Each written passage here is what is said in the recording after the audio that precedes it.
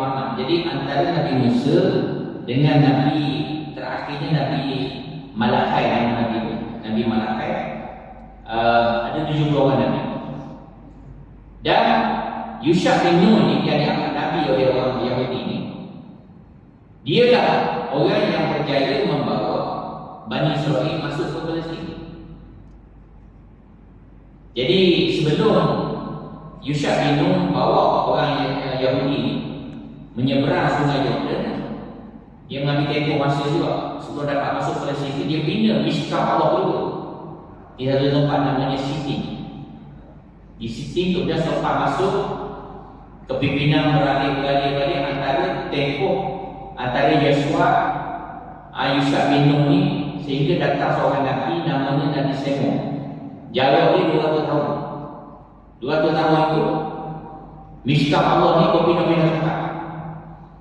Dari Sitin ke Silo, kemudian ke Silja, kemudian ke Jebion, beberapa tempat. Dia bertukar sampailah kepada zaman Nabi Semo ini. Allah telah perintahkan Nabi Semo mengangkat seorang raja di kalangan orang Yahudi. Ni raja pertama ni Allah suruh angkat ni kerana Allah nak berilah tanah Palestin kepada orang Bani Israel. Lalu terangkatlah seorang raja bernama Raja Talut. Ini terkenal kisah Talut dan Jalut. Talut ni raja Yahudi yang sangat alim, yang sangat dekat dengan Allah Ta'ala, orang beriman. Dan Talut berperang dengan orang Arab Palestin. Orang Arab Palestin itu ketuanya Jalut pada Musa. Jadi Jalut ni dia sombong lah, orang Arab dia sombong daripada Musa. Dia rasa dia kuat, orang Yahudi kecil-kecil. Jadi masa perang tu ada seorang budak mengambil satu batu, lempar kena kepada Jalut, mati Jalut. Hanya dengan satu batu mati Jalut.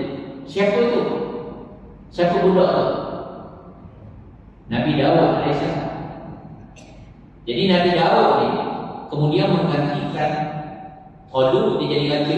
Dan selepas itu digantikan oleh anak Nabi Sulaiman. Jadi antara Talut, Raja Talut, Nabi Daud dan juga Nabi Sulaiman alaihissalam, jaraknya lebih kurang 100 tahun. 100 tahun ni tuan-tuan adalah zaman keemasan orang Yahudi Bani Israel yang diberi oleh Allah kepada mereka kerajaan di Palestin menurut janji Allah. Tapi janji Allah ini selama mereka beriman kepada Allah, selama mereka beriman. Jadi orang Yahudi ini masalah dia bila berubah, wafatnya seorang Nabi, mereka akan kembali kepada sifat asal dia. Itu masalah orang Yahudi. Jadi tuan-tuan, pada zaman Nabi Daud itulah diasaskan Masjid Aqsa ni, Mishkah Allah terakhir bagi Bani Israel di tanah Baitul Maqdis. Itu dibina asasnya. Kemudian raja Nabi Sulaiman yang membangunkannya, sebab itu dipanggil Haikal Sulaiman, rumah ibadah Nabi Sulaiman. Jadi tuan-tuan, selepas wafatnya Nabi Sulaiman, apa berlaku? Orang Yahudi kembali kepada perangai lama dia. Dia kembali menjadi bangsa yang membuat kerosakan. Sebab itu, apakah kerosakan orang Yahudi buat? Macam-macam kerosakan yang dia buat. Apa yang dia buat?